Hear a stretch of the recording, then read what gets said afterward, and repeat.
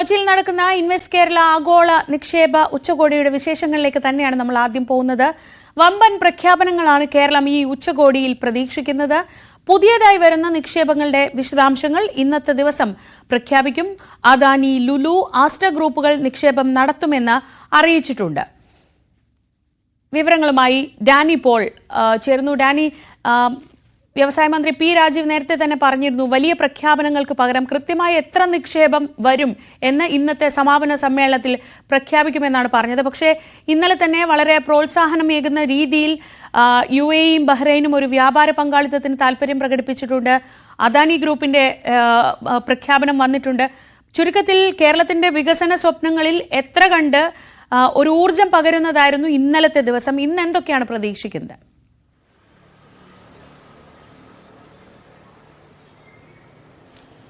Sreeja, good morning.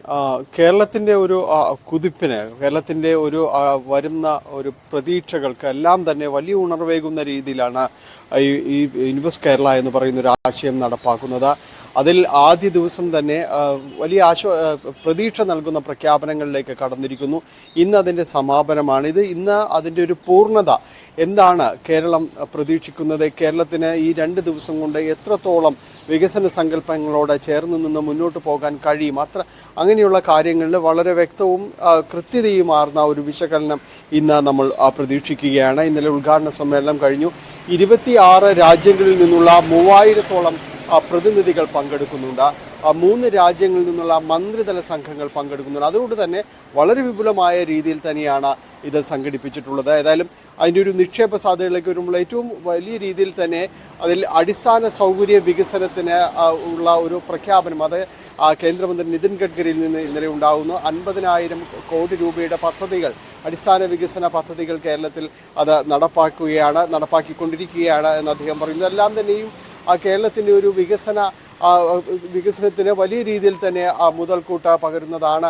അതായത് അടിസ്ഥാന സൗകര്യ വികസനത്തിന് വേണ്ടി മാത്രമേ അത് കേരളത്തിന് മുന്നോട്ട് പോകാൻ, ഏതൊരു രാജ്യത്തിനും ഏതൊരു കാലഘട്ടത്തിലും മുന്നോട്ട് പോകാനായിട്ട് സാധിക്കുള്ളൂ. അതിന് ഉതകുന്ന രീതിയിലേക്കുള്ള വലിയ പ്രഖ്യാപനങ്ങൾ അദ്ദേഹം നടത്തുന്നു. അങ്കമാലി മുതൽ കുണ്ടന്നൂർ വരെയുള്ള പാത അത് 6 വരിയാക്കുന്ന 6500 കോടി രൂപയുടെ വികസന പദ്ധതികൾ വരുന്നു.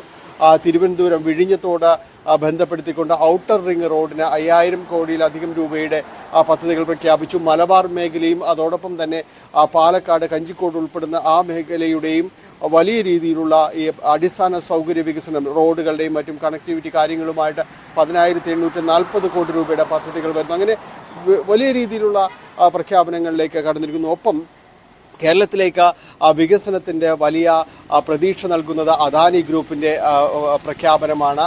ഇന്നലെ വിഴിഞ്ഞം പോർട്ട് MD കൂടിയ കരൺ അദാനി പറഞ്ഞത് 30,000 കോടി രൂപയുടെ പദ്ധതികൾ കേരളത്തിന് ഈ വരുന്ന 5 വർഷത്തിനുള്ളിൽ അതിൽ നടപ്പാക്കാനായിട്ട് ലക്ഷ്യമിടുന്നു എന്നതാണ് പറഞ്ഞത്. അതിൽ ഏറ്റവും പ്രധാനമെന്ന് പറയുന്നത് വിഴിഞ്ഞത്തിന് വേണ്ടി മാത്രമായിട്ട് ഏതാണ്ട് 20,000 കോടി രൂപയുടെ പദ്ധതിയാണ് വിഴിഞ്ഞത്തിൻ്റെ ഒരു അടുത്ത ഫേസ് എന്ന രീതിയിലേക്ക് വരികയും ചെയ്യുന്നത്.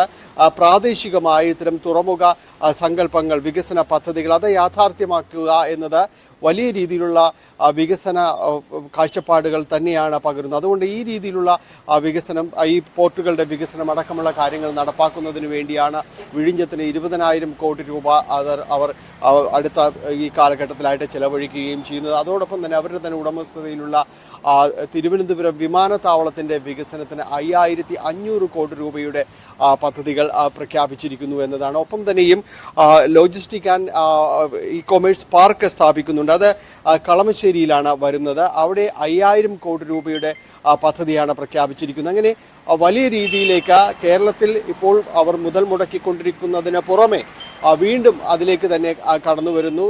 കേരളത്തിൽ ഉറച്ച നിക്ഷേപം നടത്തുക എന്ന തീരുമാനത്തിലേക്ക് വൻകിട ഗ്രൂപ്പായ അദാനി അത് കടന്നിരിക്കുന്നു എന്നതാണ് അതിൽ ഏറ്റവും ശ്രദ്ധേയമായിട്ട് പറയേണ്ടത്.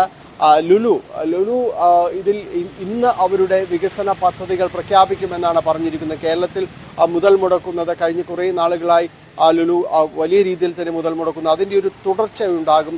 ഇന്ന് അത്തരം പദ്ധതികൾ അവർ പ്രഖ്യാപിക്കുമെന്നാണ് അറിയിച്ചിരിക്കുന്നത്. അതിൽ ഇപ്പോൾ തന്നെയുള്ള ഒരു സൂചനകളെന്ന് പറയുന്നത് നിലവിൽ ഇൻഫോ പാർക്കിൽ ഒരു 4 ടവറുകളിലായിട്ട് അവർ ഒരു IT പാർക്ക് അടക്കമുള്ള കാര്യങ്ങൾ നടപ്പാക്കിയിട്ടുണ്ട്.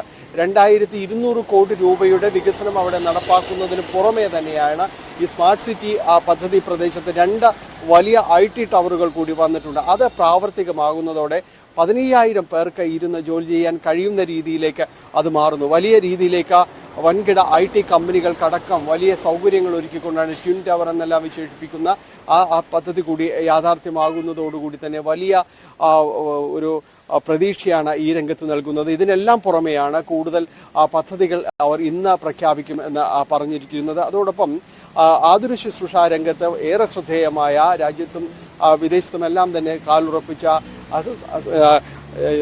ആസ്റ്റർ മെഡ് സിറ്റി വീണ്ടും അവരുടെ ഒരു ഇപ്പോൾ നടപ്പാക്കിക്കൊണ്ടിരിക്കുന്ന കഴിഞ്ഞ 3 വർഷം കൊണ്ട് നടപ്പാക്കിയ 500 കോടി രൂപയുടെ പദ്ധതികൾ, അതിന് പുറമെയായിട്ട് 850 കോടി രൂപയുടെ പദ്ധതികൾ കൂടി അവർ പ്രഖ്യാപിച്ചിരിക്കുന്നു. അത് അടുത്ത ഇപ്പോൾ നടപ്പാക്കുന്ന പദ്ധതികൾക്ക് പുറമെയാണ് പുതിയ 850 കോടി രൂപയുടെ പദ്ധതികൾ കൂടി അവർ പ്രഖ്യാപിച്ചിരിക്കുന്നത്. ആതുര ശുശ്രൂഷ രംഗത്ത് കൂടുതൽ പേർക്ക് തൊഴിലവസരങ്ങളും കാര്യങ്ങളും എല്ലാം നൽകുന്ന രീതിയിലേക്ക് വലിയ രീതിയിലേക്ക് അത് മുതൽക്കൂട്ട വരുന്ന രീതിയിലേക്കെല്ലാം തന്നെ മാറിയിരിക്കുന്നു. അങ്ങനെ വലിയ വൻകിട ഗ്രൂപ്പുകളുടെ എല്ലാം തന്നെ വലിയ നിക്ഷേപ പദ്ധതികളും ജോലി സാധ്യതകളും എല്ലാം തന്നെയാണ് ഈ ആഗോള നിക്ഷേപ സംഗമത്തിൽ ഇപ്പോൾ പ്രഖ്യാപിച്ചുകൊണ്ടിരിക്കുന്നത്. വലിയ രീതിയിൽ ഇവിടെ വിവിധ രാജ്യങ്ങളുടെ മന്ത്രിതല സംഘങ്ങൾ തന്നെ ഇവിടേക്ക് എത്തിയിട്ടുണ്ട്. ഗൾഫ് മേഖലയിൽ നിന്നുള്ള പല രാജ്യങ്ങളിൽ തന്നെ നേരിട്ട് മുതൽ മുടക്കാനടക്കം ഉള്ള അവരുടെ ഒരു ആഗ്രഹമെല്ലാം തന്നെ അവിടെ പ്രകടിപ്പിക്കുകയുണ്ടായി. ഇതെല്ലാം തന്നെ കേരളത്തിനെ അടുത്ത ഒരു കാലത്തേക്ക് മികച്ച രീതിയിൽ ഷോക്കേസ് ചെയ്യപ്പെടാൻ പറ്റുന്ന രീതിയിലേക്കെല്ലാം തന്നെ മാറുന്നു എന്നതാണ്. കേരളം മാറുന്നു എന്നതിൻ്റെ വലിയ സന്ദേശമാണ് ആഗോള നിക്ഷേപ സംഗമം നൽകുന്നത്. ഇത് സംബന്ധിയായ കൂടുതൽ പ്രഖ്യാപനങ്ങൾ ഇന്ന് ഉണ്ടാകുമെന്നാണ് നമ്മൾ പ്രതീക്ഷിക്കുന്നത്.